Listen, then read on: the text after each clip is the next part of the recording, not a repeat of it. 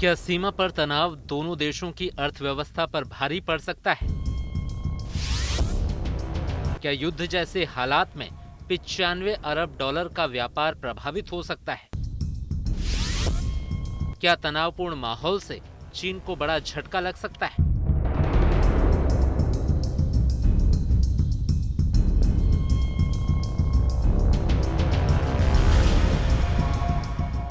भारत चीन के लिए एक बहुत बड़ा बाजार है। चीन हर साल लाखों करोड़ का सामान हिंदुस्तान में निर्यात करता है। चीनी सामान की घुसपैठ हिंदुस्तान के घर घर में हो चुकी है। बाजार भी चीनी सामान से भरे पड़े हैं। चाइनीज माल ने भारतीय बाजार में ऐसी सेंध मारी है कि अभी हमारे रोजमर्रा के जीवन में इस्तेमाल होने वाली ज्यादातर चीजों में कहीं न कहीं चाइनीज माल का इस्तेमाल हो रहा है।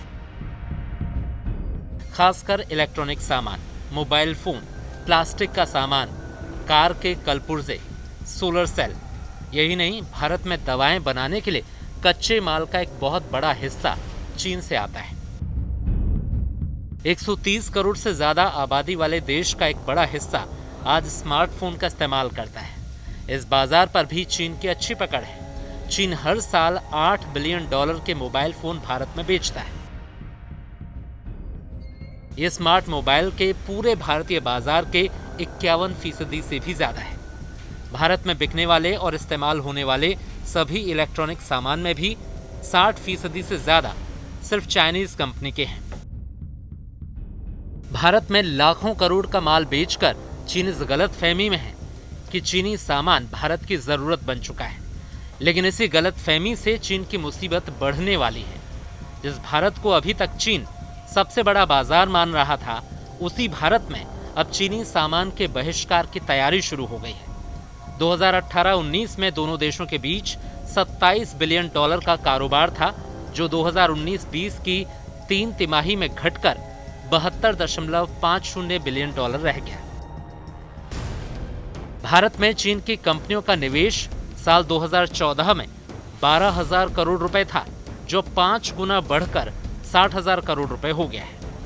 असल में चीन किसी तीसरे देश की कंपनियों के जरिए भारत में कई सेक्टर में निवेश कर रहा है। साल 2019 में भारतीय स्टार्टअप्स में चीन का निवेश करीब 94% बढ़ा है। 2018 में चीन के निवेश का आंकड़ा करीब 15,000 करोड़ रुपए था, जो पिछले साल बढ़कर 29,000 करोड़ रुपए हो गया है।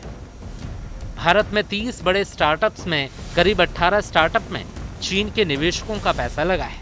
ये कंपनियां e commerce, financial technology, media और सोशल मीडिया और लॉजिस्टिक के फील्ड में काम करती हैं। भारतीय बाजार में चीन के ओप्पो और शाओमी जैसी कंपनियां सबसे ज्यादा स्मार्टफोन बेच रही हैं। इनका मार्केट शेयर करीब 72% हो चुका है। चीन ने धोखे से हमारी जमीन पर ही कब्जा नहीं किया, बल्कि अप्रत्यक्ष तौर पर हमारे बाजार भी चीन के कब्जे में है। और इस साजिश को चीन ने बड़ी ही चालाकी के साथ कई सालों में अंजाम दिया है। लेकिन अब चीन के दबदबे को चकनाचूर करने का वक्त आ गया है। चीन को लगता है कि भारत चीन के सामान पर निर्भर है, लेकिन असल में चीन की अर्थव्यवस्था ही भारत के बाजार पर निर्भर है। अगर भारत जैसा बड़ा बाजार चीन के सामान से अपना हाथ खींच ले, तो चीन की अर्थव्यवस्था चारों खाने चित हो जाएगी।